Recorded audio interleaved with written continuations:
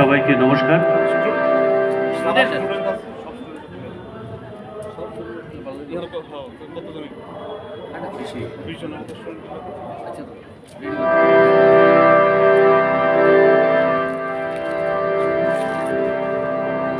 তোমরা এতক্ষণ আমি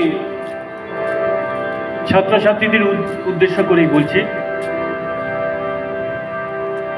তোমরা এতক্ষণ গান শুনলে, বিভিন্ন বক্তৃতা শুনলে। আমি গান গল্প বলবো, গান গপ্প যদি বলা যেতে পারে। গানের মাঝে একটু কথা, কথার মাঝে একটু গান। কিছুক্ষণ আগেই একটা গান শুনছিলাম, অতুল প্রসাদ সেনের গান। খুব সুন্দর গাইছিলেন যারা গাইছিলেন। বলো বলো বলো সবে, শতবিনা বেনু রবে, ভারত আবার জগৎ সভায় শ্রেষ্ঠ আসন লবে। অতুল প্রসাদজি বলছেন এই কথা। আর আমাদের স্বামী বিবেকানন্দ কি বলছেন? বলছেন ভবিষ্যৎ ভারত প্রাচীন ভারত অপেক্ষা আরো বেশি উজ্জ্বল হবে। Future India will be more brighter than the ancient India. এটা হচ্ছে আশার কথা, দেশকে ভালোবাসার কথা, যে ভবিষ্যৎ ভারত প্রাচীন ভারত অপেক্ষা আরো বেশি উজ্জ্বল হবে।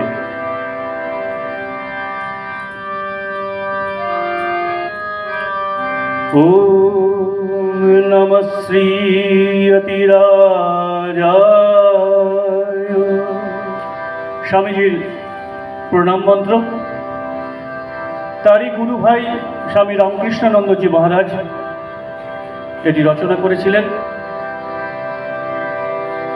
ওম নমঃ শ্রী অতিরাজায় বিবেকানন্দ সুরায়ে সচ্চিদ সুখ स्वरूपाय स्वामिने ताप हारिदे, स्वामिने ताप हारिने। আজকের এই যুব দিবসে ছাত্র বন্ধুরা, ছাত্রছাত্রী যারা এসেছেন তাদের প্রত্যেককে অভিনন্দন এবং স্বাগত। সেই সব স্কুলগুলোকে ও আমাদের নমস্কার এবং অভিনন্দন। স্বামীজি, ঠাকুরমা স্বামীজিকে আমার প্রণাম। আজ থেকে 161 বছর আগে স্বামীজি এই দিনে জন্মগ্রহণ করছেন ইংরাজি মত অনুসারে।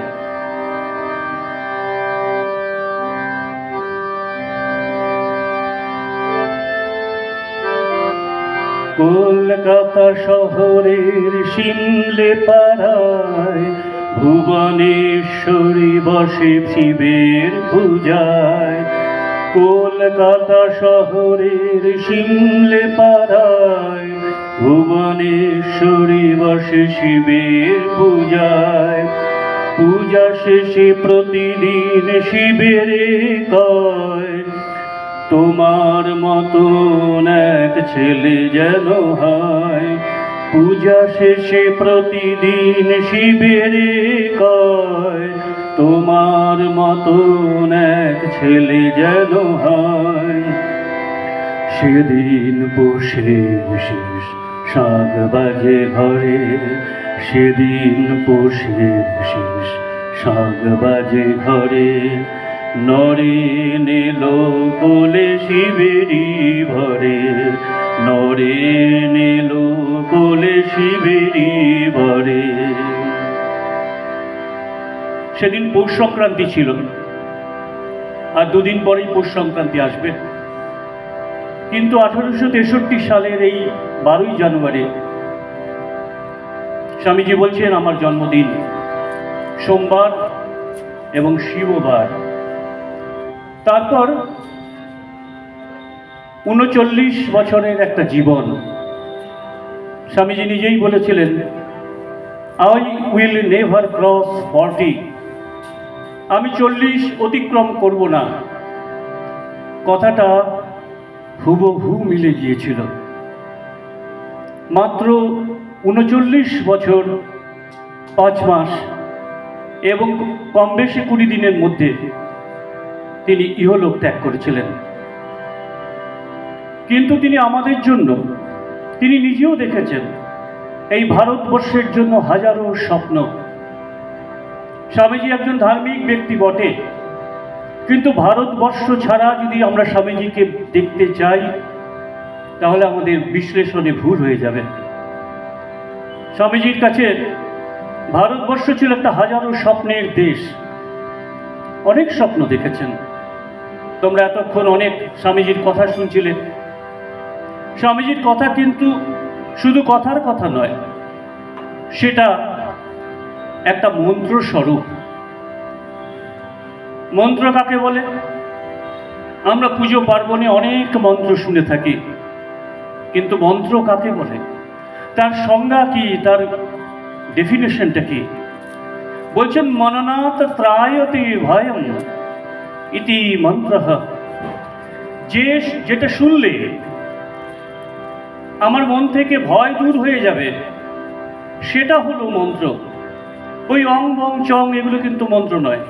হ্যাঁ, পুজোর জন্য প্রয়োজন, কিন্তু বলছেন মননাথ ত্রায়তে ভয়ম, মন থেকে যেটাকে ভয় থেকে দূর করে দেয় সেটা হচ্ছে মন্ত্র।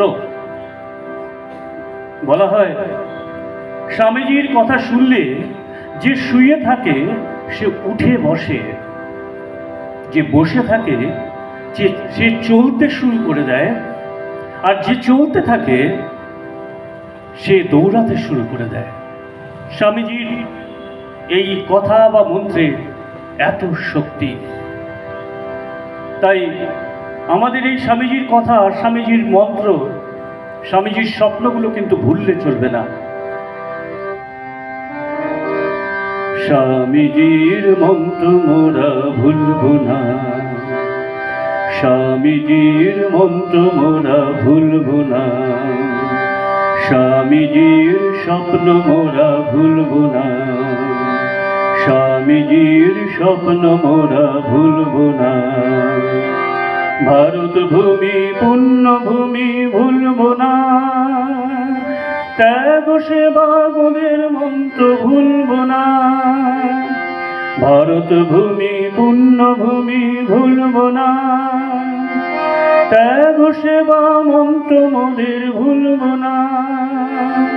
আগেই বলছিলাম, এই ভারতবর্ষকে নিয়ে স্বামীজির অনেক স্বপ্ন ছিল। তখন ভারতবর্ষ ছিল পরাধীন, ইংরেজদের অধীন। তাই স্বামীজির কাছে প্রথম ব্যাপারটাই ছিল ভারতবর্ষের মুক্তি। স্বামীজি বলছেন, এই ভারতকে পুণ্যভূমি বলছেন। একটা স্মরণীয় ঘটনা স্বামীজির জীবনের। যারা ছাত্র বন্ধুরা, যারা কথা বলছো, তারা একটু শোনো। হয়তো মুখ ঢেকে যে কথা বলছো, তার এই কথাগুলো শুনলে হয়তো জীবনে কাজ আসতে পারে। স্বামীজি যখন বিদেশ থেকে ফিরছেন, একজন ইংরেজ বন্ধু তাকে জিজ্ঞাসা করলেন যে এই পাশ্চাত্যের বিলাস বৈভবের মধ্যে 4 বছর কাটানোর পর তার মাতৃভূমি ভারতবর্ষ তার কাছে কেমন মনে হবে। খুব সাংঘাতিক প্রশ্নটা ছিল। এতদিন একটা বিলাস বৈভবের মধ্যে থেকে এই গরিব দেশে এসে স্বামীজির কেমন লাগতে পারে, জিজ্ঞাসা করেছিলেন স্বামীজির এক বিদেশি বন্ধু।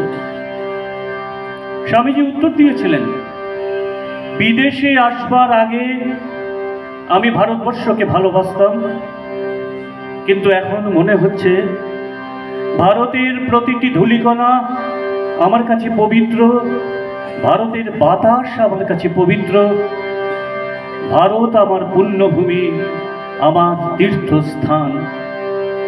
স্বামীজি একটা বলছেন সুন্দর ভারতবর্ষ সম্পর্কে, যদি পৃথিবীতে এমন কোনো দেশ থাকে যাকে তুমি পুণ্যভূমি নামে বিশেষিত করতে পারো, তবে বলতে পারি সে আমাদের মাতৃভূমি ভারতবর্ষ। তাই এই ভারতবর্ষ নিয়ে যে স্বামীজির চিন্তা, তার স্বপ্ন, সেটা কিন্তু আমাদের ভুললে চলবে না।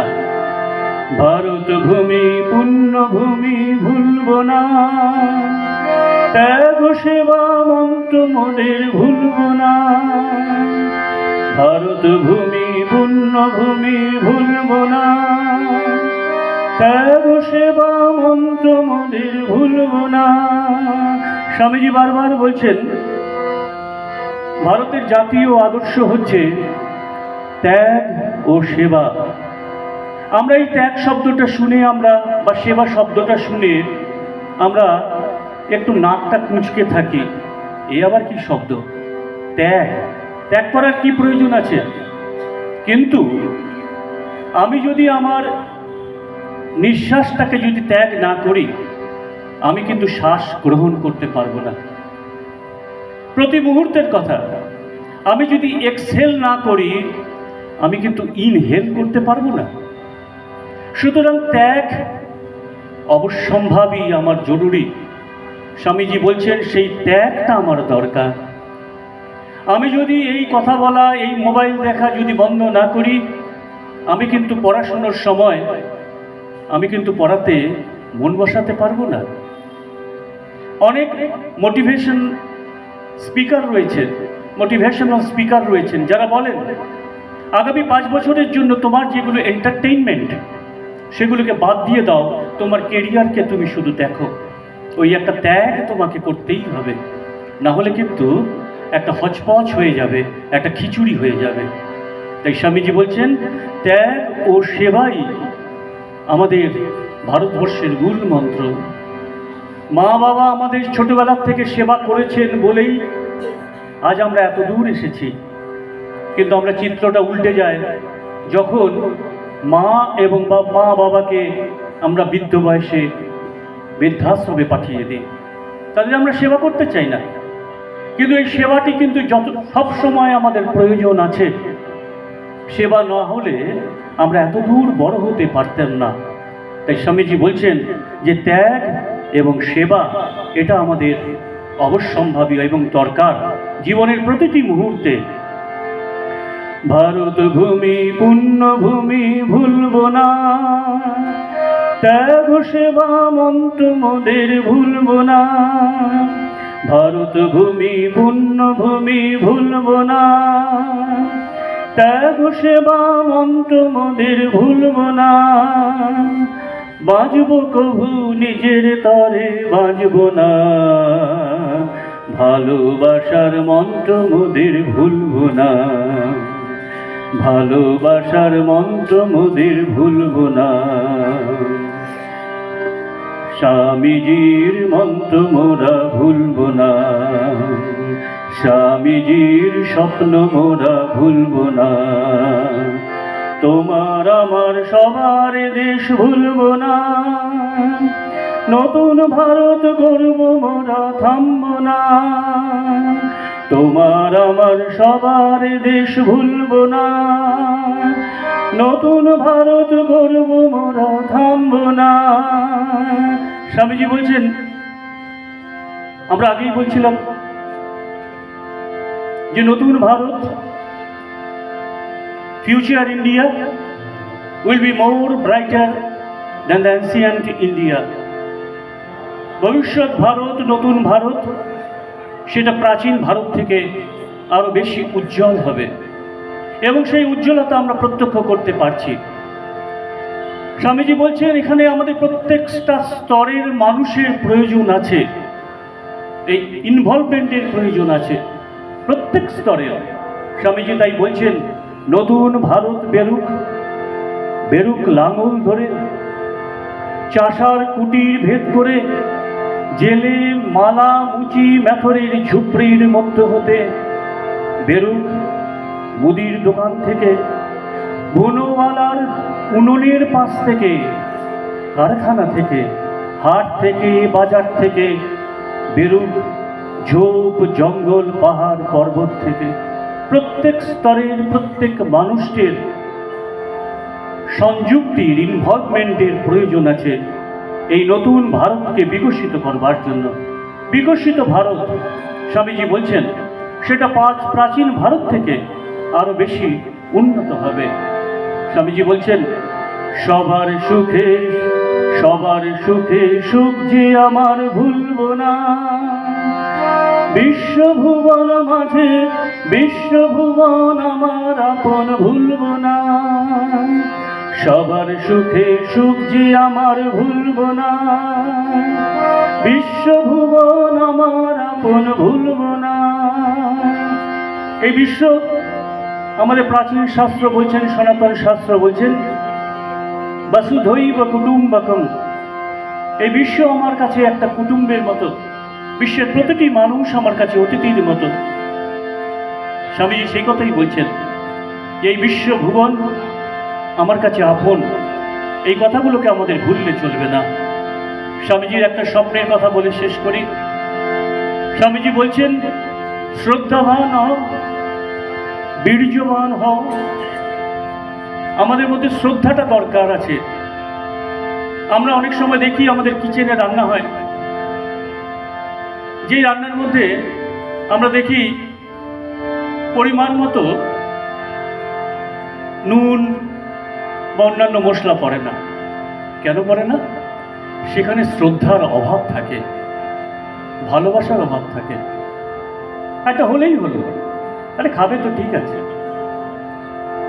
এই আমরাও দেখতে পাই পড়াশোনার সময়, স্কুলের সময় শ্রদ্ধার অভাব প্রতি মুহূর্তে।